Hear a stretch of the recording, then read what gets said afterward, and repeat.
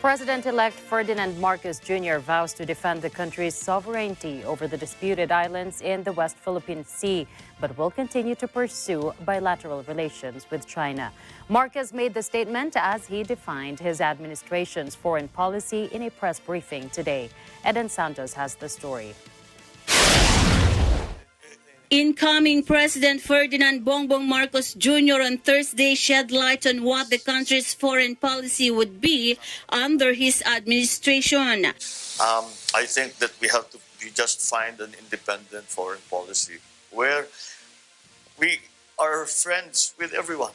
It's the only way. The closest part of China to my province, Ilocos Norte, is 600 kilometers away. We have to be good neighbors, and we ask them to be good neighbors to us as well. It is of mutual benefit to our countries.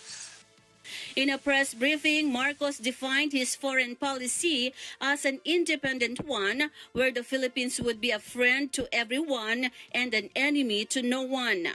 Amid the ongoing territorial dispute over the islands in the West Philippine Sea, Marcos said having better relations would be more judicious as the countries involved are the Philippines' closest neighbors, citing that China, on its closest part, is only 600 kilometers away from his province, Ilocos Norte. Marcos stressed the importance of forging partnerships with the countries, especially with those in the region, and not allowing the territorial dispute to fester and escalate into a severe problem, as the West Philippine Sea is a critical part of trade routes for shipping in the region. The partnerships that we make within the region, ASEANs primarily, are going to be of critical importance when it comes to that. So we have to make those. As I told the ambassadors when they came, not only economically but geopolitically, as we emerge from the pandemic and the crisis that it brought, we have to form alliances and partnerships, because no country can do this, can recover or can change foreign policy on their own.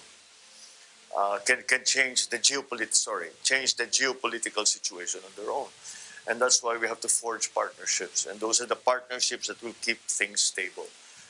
However, the president-elect also assured that the Philippines will not cede a single square millimeter of the country's maritime and coastal territories, but it will be done diplomatically. Considering in the West Philippine Sea that there have been these conflicts, we will not allow a single square, and even make it smaller, a single square millimeter of our maritime, coastal, and up to our 200 kilometers rights to be trampled upon. And how do we do this? We strengthen our. Well, we're talking when there's not traipse around it. We're talking about China. And how do we do that? We talk to China consistently with a firm voice. And we say that hindi naman natin pwedeng gerahin. At gusto ba natin gawin yun? Manggigera pa tayo ngayon. Papasok pa tayo sa gera. That's the last thing we need right now. So we have to continue to discuss with them the conflicting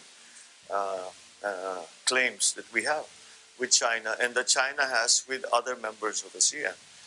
And I think ASEAN is still going to be a very critical part of that discussion,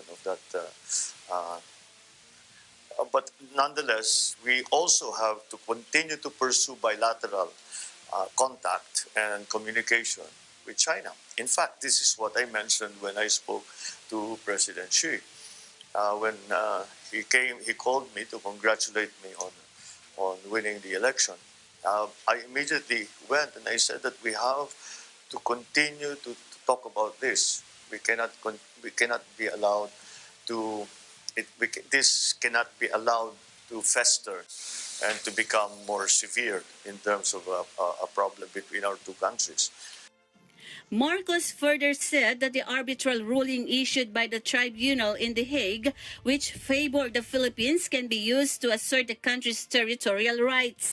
The incoming president also noted that with the world recovering from the COVID-19 pandemic, the bilateral partnerships that the Philippines will forge will also play a major role. You know, as I told the ambassadors when they came, not only economically but geopolitically, as we emerge from the pandemic and the crisis that it brought,